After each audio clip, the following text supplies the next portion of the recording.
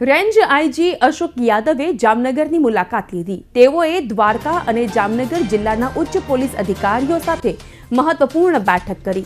3 નવા કાયદાની અમલવારી મામલે એ બેઠકમાં ચર્ચા કરવામાં આવી। સરકાર દ્વારા 3 નવા કાયદા બનાવવામાં આવ્યા છે, જેની અમલવારી ટૂંક સમયમાં જ શરૂ થવાની છે।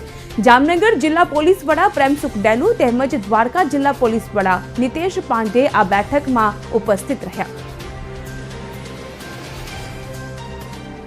આજે ભારत सरकार द्वारा 3 नवा कायदा जे 1 जुलाई 2024 થી અમલમાં આવ્યા છે એ નવા કાયદાઓના અમલવારી માટે આજે જામનગર અને દેવભૂમિ દ્વારકાના પોલીસ અધિકારીઓની મીટિંગ રાખવામાં આવેલી છે।